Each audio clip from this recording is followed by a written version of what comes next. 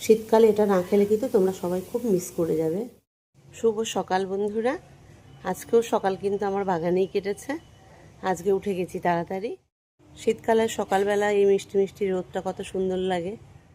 রোদের মধ্যে বসতে, চা নিয়ে গিয়ে খেতে ভীষণ ভালো লাগে, কিন্তু সেই সময়টা আমি পাই না। বাসি কাপড় ছেড়ে বাগান থেকে ফুল তুলে নিজের জন্য একটু চা করে নিলাম।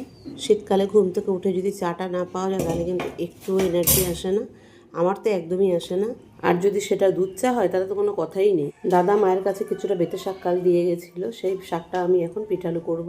এমনিতে তো আমার মেয়ে কোনো শাক খেতে চায় না, কিন্তু এই শাক পিঠালুটা হলে পরে আমার মেয়ের খুব ফেভারিট। এই দিয়েও সব ভাত খেয়ে নেয়। তোমরা দেখো, তোমাদের সামনেই আমি শাকটা কাটলাম, কিন্তু কতটুকু হয়ে গেল, দুজনেরও হবে না। একটু ডালও করে নিলাম, তারপর আর কিছু করলাম না। এবার সব মুছে ধুয়ে স্নান করব। আর খায় তো একদম মনে হয় চোখ বন্ধ করে। সব কাজ সেরে আমি স্নান করে নিলাম।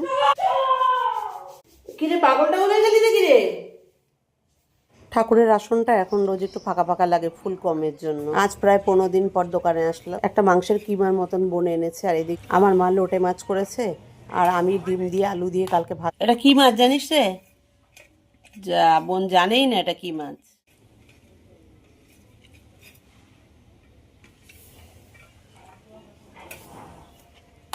এটা কি মাছ জানিস রে? যা, বোন জানেই না এটা কি মাছ। আর খায় তো একদম মনে হয় চোখ বন্ধ করে।